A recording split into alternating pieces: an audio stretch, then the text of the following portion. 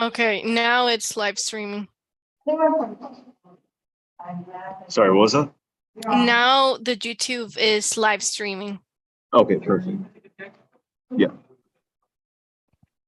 So I guess everything's good, right? We're Yes. live streaming, PowerPoint's ready.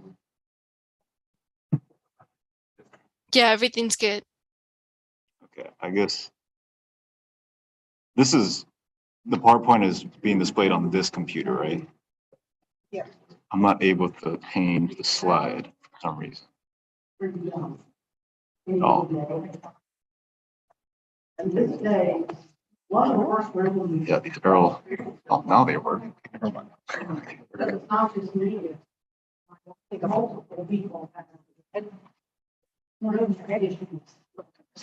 got it. Okay, so what are you using for sound? Are you using computer? Okay. All right. Hello, everyone, and thank you for attending our public hearing. We appreciate the time that you took to be here today. It is now 1:14 p.m., March 27th, and the public hearing is called to order. My name is Lainey Berry of the Division of Forestry and Wildlife, Department of Land and Natural Resources. I've been appointed the hearings officer of this public hearing on their behalf of the department, and I'm here to gather testimony on the KIUC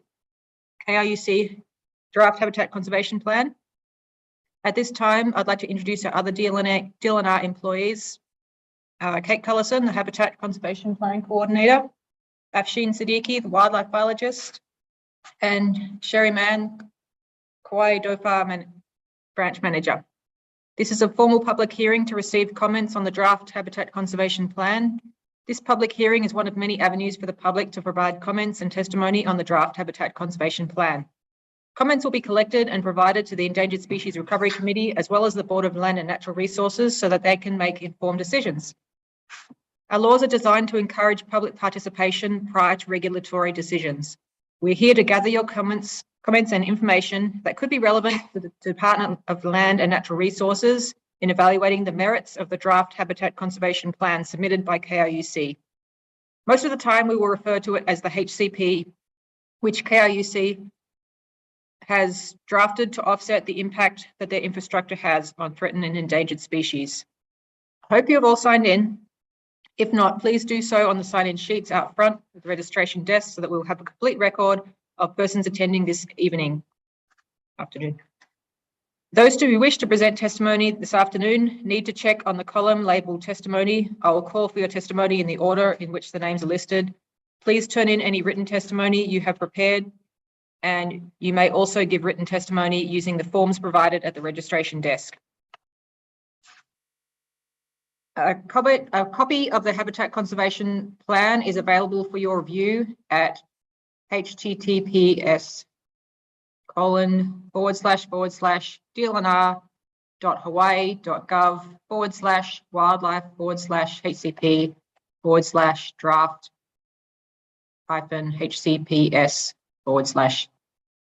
Notice of today's public hearing appeared in the Saturday, March 19th Garden Isle paper and Sunday, March 20 Star Advertiser. Procedures during hearing. The agenda for this hearing will be a review of the Hawaii Endangered Species Law and an overview of the draft HCP, followed by a request for comments and information from the public. We have several ways you can provide your feedback. You may speak during the comments portion. You may email written comments to us at dhofar.hcp@hawaii.gov, or you can fill in one of the comment sheets we have on the table. You can submit feedback more than once if you have additional comments you'd like to make at any time during the department's evaluation of this draft. If you're here to give verbal comments, please sign in on the sheet by the door and we'll call you in order. In the conduct of today's hearing, we'll proceed as follows. I will call on those who signed the list to provide testimony.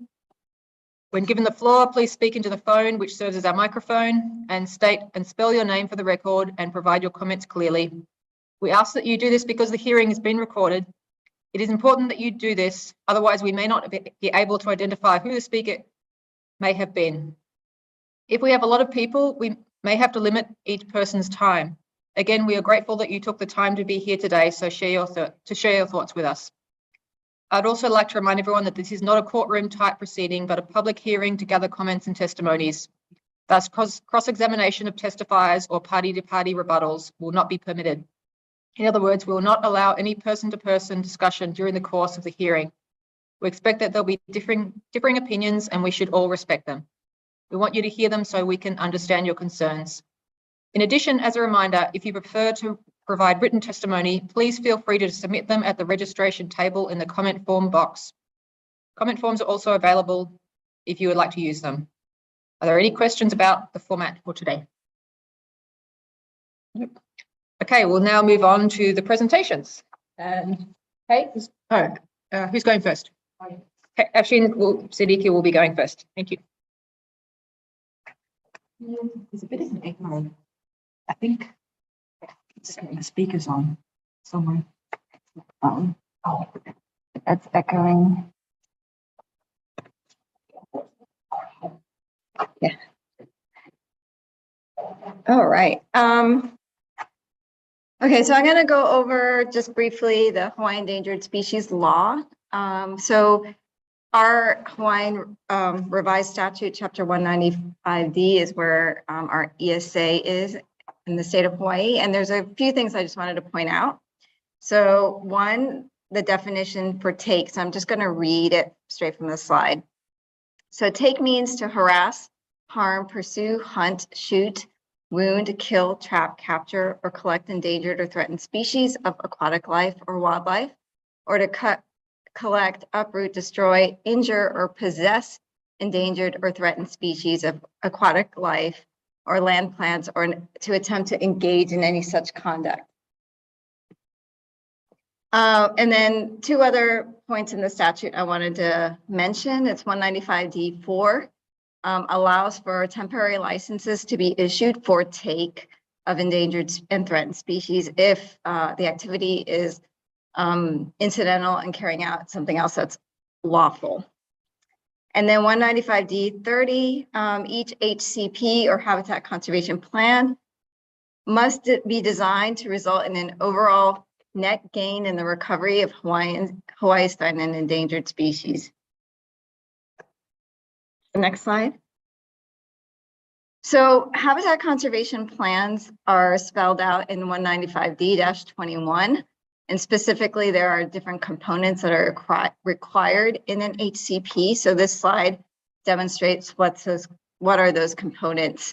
So first, the identification of the geographic scope of the plan, the activities that will be covered under the plan, steps that will be taken to minimize and mitigate any negative impacts to the species, actions that will be undertaken to implement conservation for those species. It must be consistent with goals and objectives of any published recovery plan for those species. There must provide reasonable certainty that the implementation of the HCP will happen. There must be a standby and response facility available for any rehabilitation of species.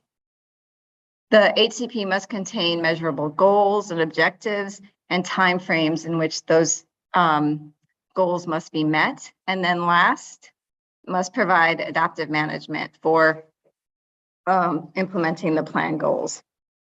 Next slide. So today we're here to talk about the KIUC draft HCP. The term of the HCP is 50 years. This is a long and complex document, and so we're just going to be going over a brief of the document, but the details are in the document for folks to review. The document is laid out in 11 chapters and then appendices as well, and these are just listed right here. Next slide. So the geographic scope of this HCP is the island of Kauai, and the term is 50 years. The next slide. So there are three main covered activities that are covered under this HCP. The first activity is the power line infrastructure and operation. And in this slide, you can see that the green lines are the current distribution of those power lines. The second covered activity is the lighting operations at the facilities and the street lights, and any emergency repair that needs to occur. So the red shaded areas here show where KIC lights are covered under this HCP. And then the yellow triangles show the two facilities that are covered under the HCP. So which are the Kapaya generating station and the Port Allen generating station. And then the last thing that's covered under this HCP is actual implementation of conservation actions. Okay, next slide. So the covered species under this plan, there are 3 seabirds, the A'o, the Wa'u, and the Akeake. There are 5 waterfowl, which are the Aio, the Koloa Maoli, the Alaikeokeo, the Alaiula, and the Nene. And then the Honu is the last covered species under this plan. Next slide.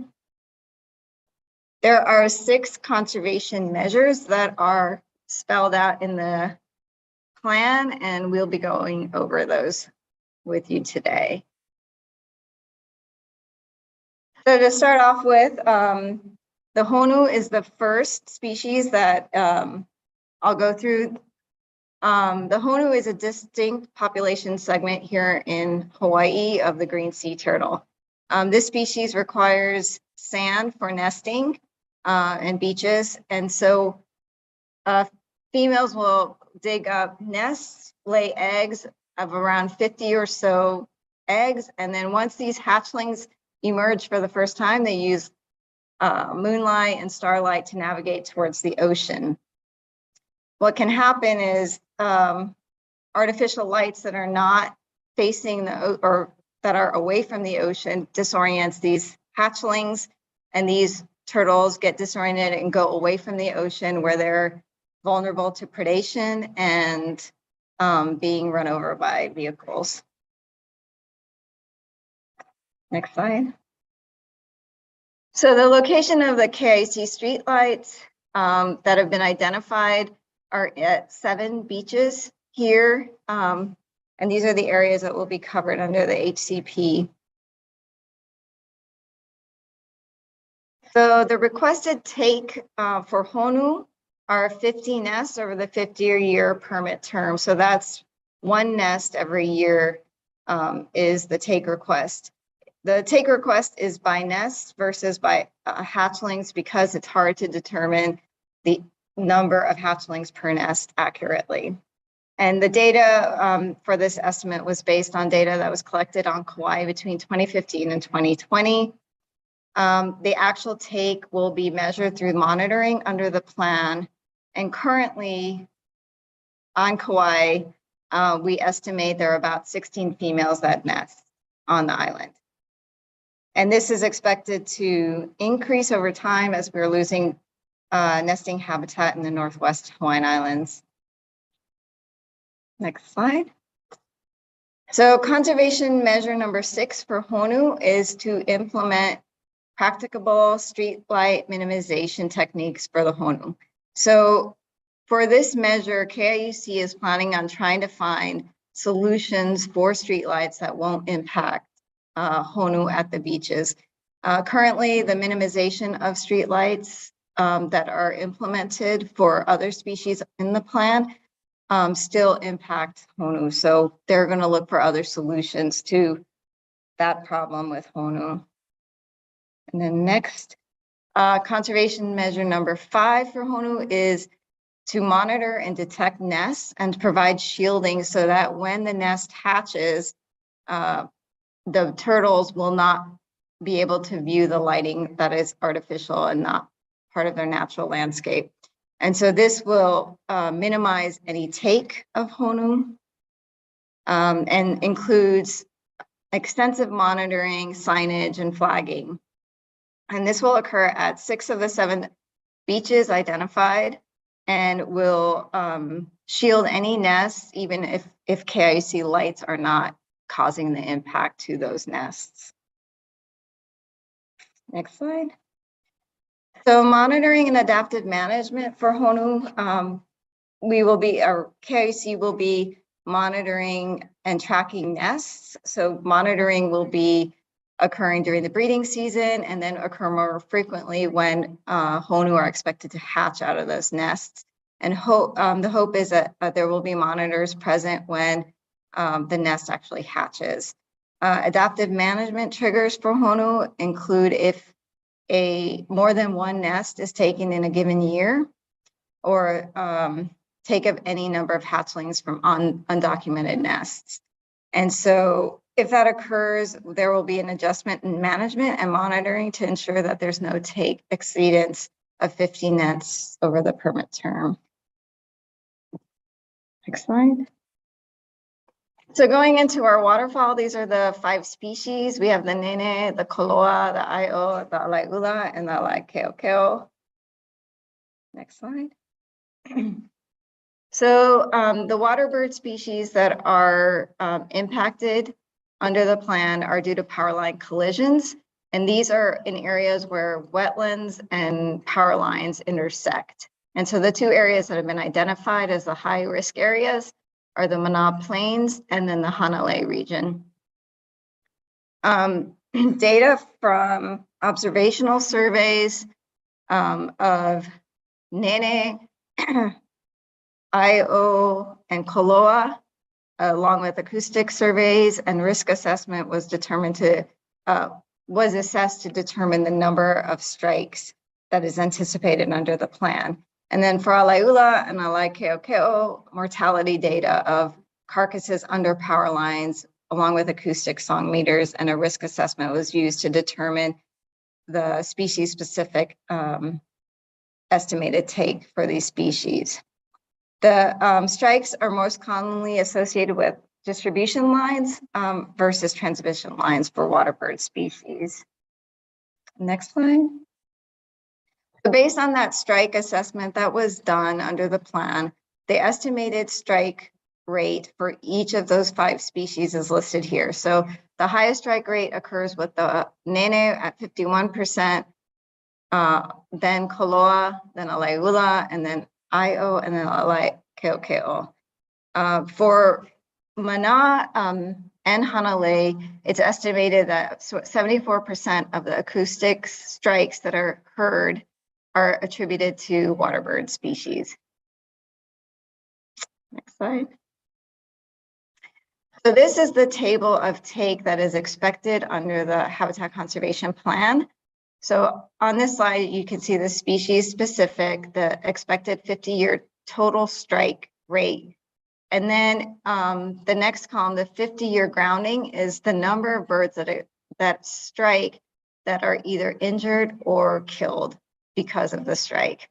And this was determined based on essentially the rate of grounding of seabirds, and it was basically used because we don't have any specific data for water birds. We used observational data from seabirds and extrapolated it to water birds.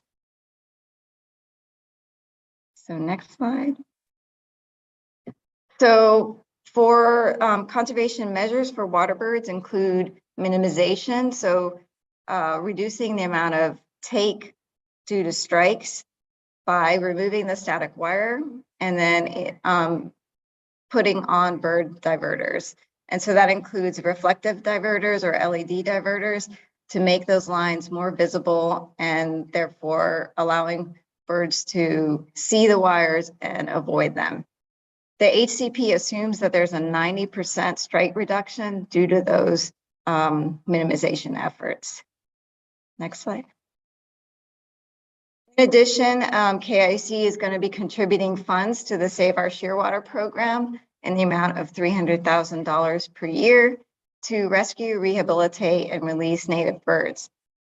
With regards to water birds, this serves as mitigation because they expect to rehab birds that are injured due to KIUC related activities or non-KIUC related activities.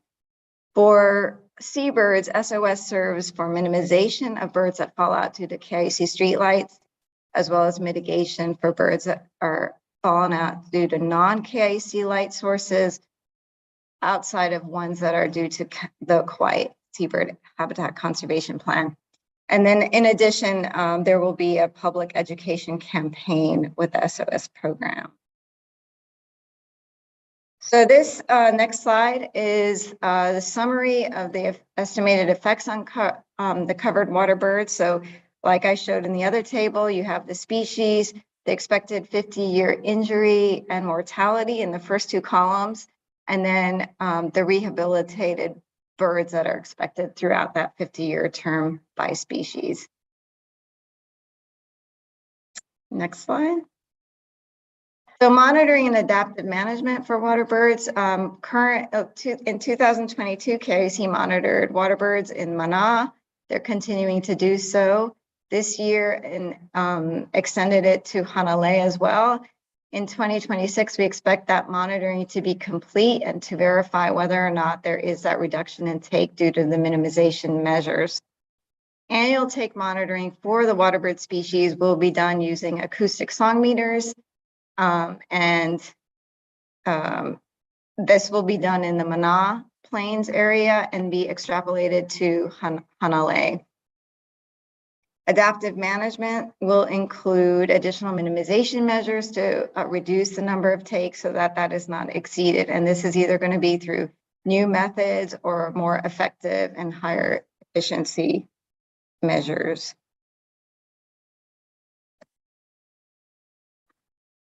And then now we're going to move to seabirds.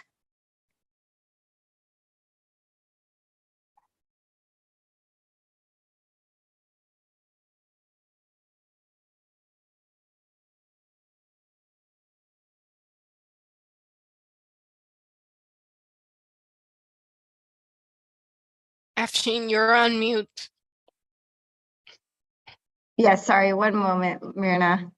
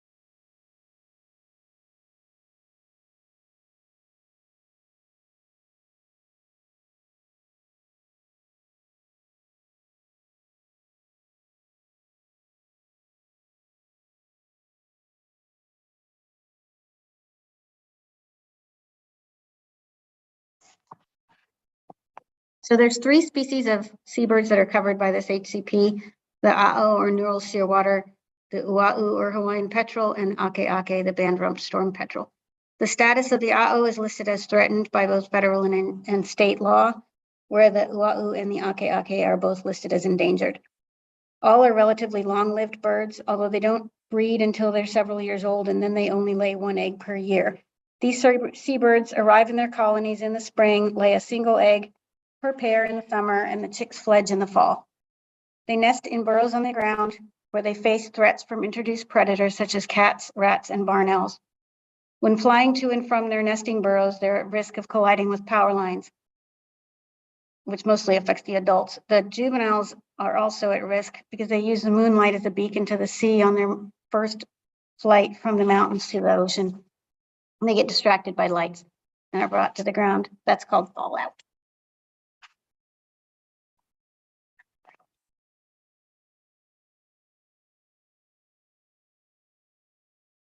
Okay, how do you make the slide go forward? Yeah. Didn't work. Oh, these arrows. No.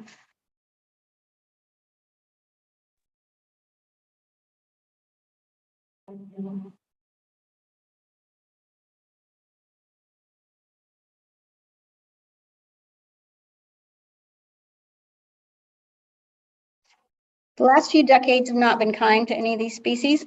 This graph shows the A'o population dropped by about 94% in 20 years between 1993 and 2013. The the Newell Shearwater and the Petrel both dropped in that time. And the graph on the right shows the SOS intakes of Newell Shearwater fledglings. And there's a distinct break in population trends right around 1992 when Hurricane Iniki hit the island of Kauai.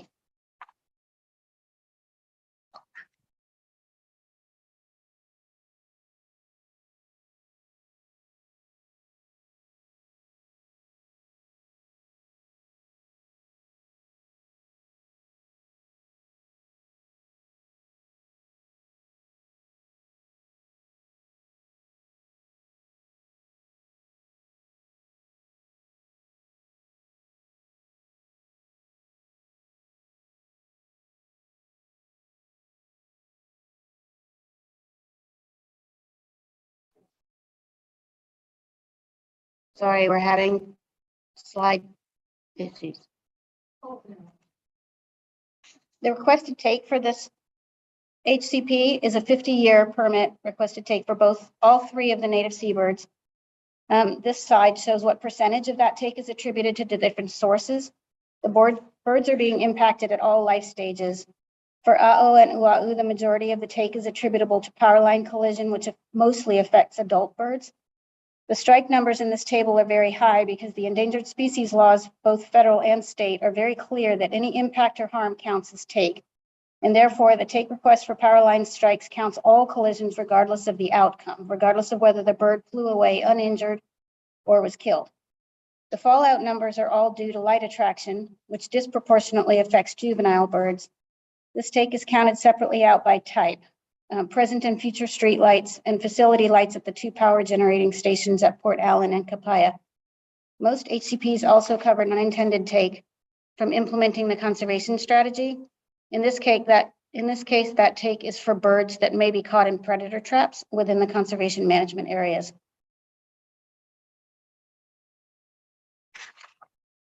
For years, it was really difficult to know how many birds collided with power lines. Fortunately, or unfortunately for the birds, when a bird strikes a power line, it makes a sound, and those sounds can be heard and recorded by acoustic detectors. KIUC placed acoustic sensors on power line poles around the island to learn where and how many collisions were occurring. The strike data from the acoustic detectors showed the number of strikes at many areas across the island, but it did not show which species were hitting the lines or the impact of the birds resulting from those collisions. To gather that information, observer biologists sat at night near selected spans of power lines to visually observe and document what happened to the birds after they struck the line. It took 6,000 hours to observe 121 power line collisions. Those observers were able to document that the species composition of those strikes was about 70% A'o and 30% Ua'u. Of the birds that were observed to collide with power lines, almost half continued with no visibly affected flight. Approximately a fourth of the strikes resulted in some altered flight or elevation loss. The HCP categorizes those birds as injured. The remaining birds showed more compromised flight, either immediately falling to the ground or assumed to fall once out of view. Those birds, which amount to 28.8% of strikes, are presumed to die from the collision. For birds that are either injured or killed, the HCP calculates additional indirect take for the egg or chick that dies due to the loss of a parent. In addition to power line collisions, KIUC is requesting take authorization for light attraction associated with streetlights, the power generation stations at Kapaya and Port Allen, and the use of nighttime lights for emergency work that might be required during seabird fledging season.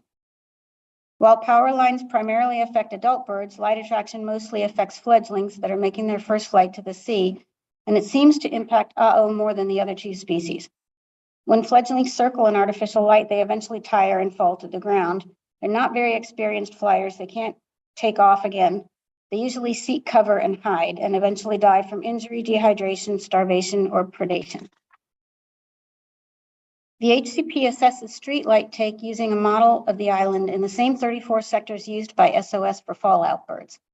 KIUC's street light portion of the total radiance was used to develop the take estimate. For take associated with lights at the facilities, KIUC estimated using existing data from birds found between 2011 and 2020.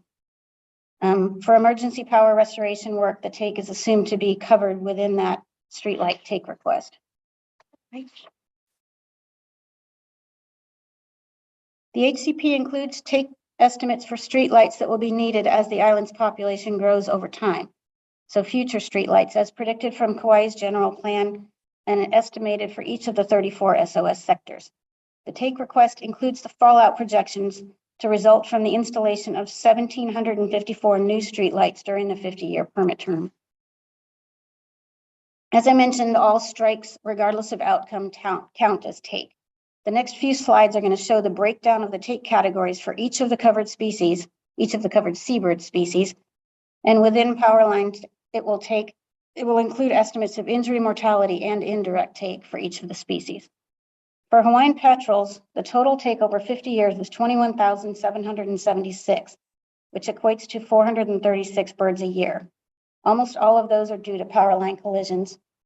For the take associated with the conservation program, this was calculated based on the 34 birds that were unintentionally trapped between 2015 and 2022 at the managed areas. All but 8 of those 34 birds were immediately released.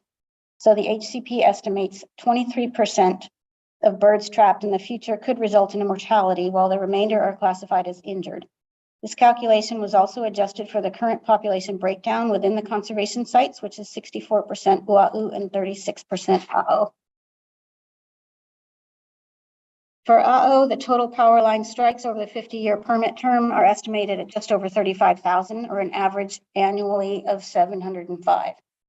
The total mortality from all sources of take over the permit term is projected to be 14,820, with the loss of just over 4,000 eggs and chicks, and a further 8,767 birds injured. There's been no direct observations of ake colliding with power lines. These birds are really small, and due to the extreme rarity of strikes and the challenges of species ID, the calculations previously discussed were not applied to this species. This was an estimate within the context of overall distribution and abundance of this species. HCPs are expected to fully offset the take authorized by the requested permit. These graphs show KIUC's modeled projections over what the populations of A'o and Ua'u would look like in various scenarios over the next 50 years. The red low line for the species represents what would happen if KIUC's current operations continued with no minimization or mitigation. The next line is light gray, and it represents what would happen to the populations if there were minimization only with no mitigation. The purple line represents what the species would be like if there was no KIUC facilities or operations in place. So no power lines, no streetlights, no nothing, but continued threats to the species from other sources. And the dark blue line is the modeled projection if the minimization and mitigation actions proposed in the HCP are successful. In order to achieve the benefits associated with the dark blue line, KIUC needs to first implement a lot of minimization actions to reduce the number of birds being lost per year. KIUC's draft HCP proposes to minimize both power line and lighting sources of take. For streetlights, KIUC has already installed full cutoff fixtures and changed the bulbs to LED.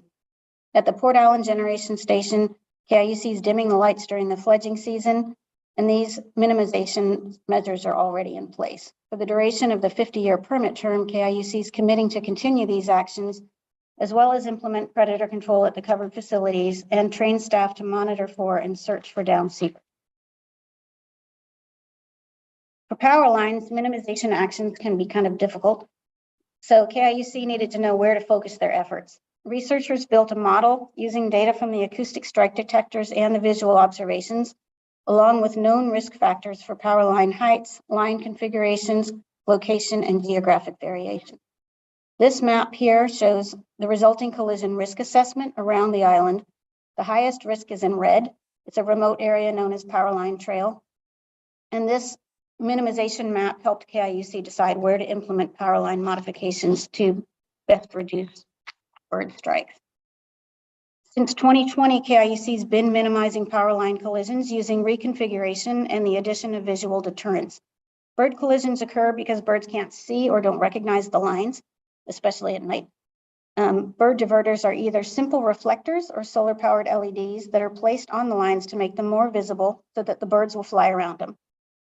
Most of KIUC's minimization projects use both bird flight diverters and static wire removal on the same span, which maximizes the reduction in strikes. Static wire is the uppermost wire in a typical assembly of lines. It's also disproportionately responsible for bird collisions, so removal of this single wire can greatly reduce the number of strikes. In addition to removing the static wire and adding diverters, KIUC is reconfiguring several miles of lines to reduce the total number of wire levels that a bird might collide with. So instead of having multiple rows of wires that are spaced out vertically, the wires are reworked into horizontal configurations. The new configurations also have a lower overall height, which reduces further the likelihood that a bird will strike the lines. The projected minimization efficacy of these actions is a 65.3% reduction in strike rate for existing power lines and an 80% reduction in the anticipated strike that would occur from new power lines that will already be reconfigured this way. Oh, it's important to note that this reconfiguration is also a minimization effort for water birds as well. The mitigation to offset the take of covered seabirds is proposed as a set of management actions at 10 different conservation sites, all located in the northwest corner of the island. These conservation sites are protected areas that support breeding colonies of Newell shearwater and Hawaiian petrels, and KIUC is currently managing 9 sites. They will identify the remaining conservation areas by the end of 2023. Within these sites, KIUC plans to build predator-proof fences, implement predator control, implement seabird social attraction sites, and control invasive plants. The Upper Limahuli Preserve is part of the National Tropical Botanical Garden. North Bog, Pohakea, Hanakoa, and Hanakapiai are located in the Ho'onopali Natural Area Reserve, which is managed by DOFA. And Honopu and Pihea are within the Nepali Coast State Parks system, so that's under jurisdiction of state parks. The management actions in conservation sites are going to be to construct and maintain predator exclusion fences at some of them, maintain and monitor existing fences, including ungulate fences, conduct mammalian predator control, barn owl control, honeybee control, invasive plant control, and then social attraction playback sounds. Social attraction is the use of speakers to play the call sounds of the target species, and that attracts prospecting birds so that when they're looking for a place to breed, they'll breed within the protected area. This slide shows the total size and current bird population at the 9 identified managed areas. The right 2 columns show the range of estimated breeding pairs of a'o and ua'u at each site. Pohakea and Honopu don't currently have either species because they're predator fences with social attraction speakers to draw birds into that site. Of the sites that do have birds, Upper Limahuli and Pohakea have the most a'o, while North Bog and Pihea have the most ua'u. All HCPs have to include a timeline or schedule for implementation of their actions in the plan. They also have to include compliance monitoring to track and document those implementing actions. And Chapter 6 in the HCP describes all of that along with the timeline.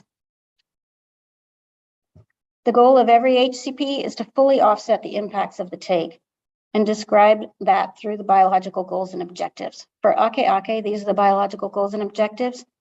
It is the minimization of light attraction, financial support for SOS, and the implementation of predator control in areas near the conservation sites.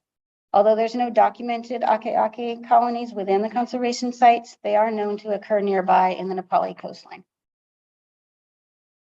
For both a'o and ua'u, the goal is the same, to provide for the survival of the population and contribute to species recovery while fully offsetting the impact of KIUC's take. The objectives for these goals are also the same for both species: to minimize power line collisions, to minimize light attraction, and to increase populations of birds within the 10 management sites.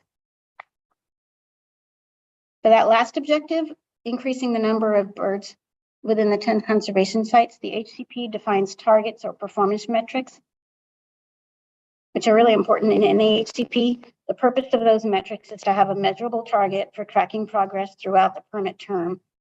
KIUC will implement a monitoring program to measure the performance metrics, and if triggered, adjust implementation of the HCP through adaptive management.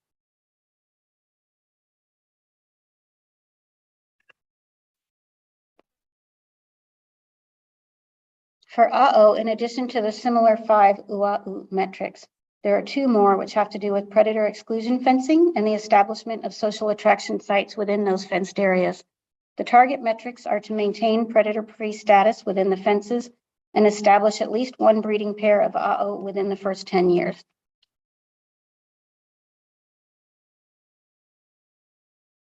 There are 3 types of monitoring in the HCP. Take monitoring compares the actual take with the predicted and authorized take. For take monitoring of line collision, KIUC will continue to use acoustic detectors to monitor power lines. To monitor the effectiveness of power line modifications, KIUC will compare against acoustic monitoring strike data that was collected from 2013 to 2019. For light attraction take monitoring, KIUC staff will conduct nightly searches for downed fledglings at the power generating facilities and construction sites during the fallout season. Trends in fallout will also be monitored using the SOS intake numbers for all of the covered species. Effectiveness monitoring measures the performance of the HCP against goals for minimization and mitigation. To validate the estimated strike reduction of power line minimization projects and ensure it's as effective as it's anticipated, KIUC is proposing 3 years of post-minimization monitoring. To measure the effectiveness of the mitigation actions in the conservation sites, KIUC will conduct regular burrow monitoring, acoustic monitoring of call rates, and provide periodic population estimates at all 10 sites. KIUC will also monitor the effectiveness of predator control and fencing. The other type of monitoring in an HCP is compliance monitoring, which tracks KIUC's implementation of the HCP actions, especially according to the timeline and schedule that we showed earlier. It's meant to ensure that KIUC does the actions to which they've committed. The purpose of all types of monitoring, along with regular reporting, is to provide the information needed to determine whether or not a permittee is in compliance with their permit, whether progress is being made towards meeting the biological goals and objectives, whether the HCP's conservation program is effective at minimizing and mitigating impacts, and whether or not there is a need for adjusting any measures to improve the HCP's conservation strategy. In many ways, adaptive management is the most important part of an HCP. It provides a method to keep the HCP on track. A practical adaptive management strategy is going to include milestones that are reviewed at regularly scheduled interviews through the lifetime of the permit. If an HCP has a relatively high degree of risk or uncertainty, those milestones and adjustments may need to occur early and often. KIUC's draft HCP discusses adaptive management in Chapter 6. There are a lot of triggers listed in Chapter 6. For each metric of success, there's a trigger for adaptive management. A typical trigger would be failure to meet a given target by the specified timeline, or a failure of an action to achieve the measured outcome. If that happens, usually the first response is to coordinate with the agencies to assess the problem and figure out what can be done differently. Adaptive management is especially important in large, complex HCPs that have a lot of uncertainty. So in the process of evaluating this HCP, we are currently in the public hearing process. We've had several meetings with the state's Endangered Species Recovery Committee. The draft HCP is currently under review by both federal and state agencies, as well as the Endangered Species Recovery Committee. There'll be several more meetings. All will be public. All will be live streamed and recorded. This HCP will also post as a draft in the Federal Register and will require final review and recommendation by the ESRC before it can be presented to the BLNR for approval. So if you have watched this entire recording and you would like to provide a comment, you can submit them to us by email at dofa.hcp@hawaii.gov. The draft itself is posted on our website at the link that you see. It has all the appendices there as well. So I encourage you to read it, as much of it as you want to, and send us any comments or thoughts you may have. And that concludes our public hearing.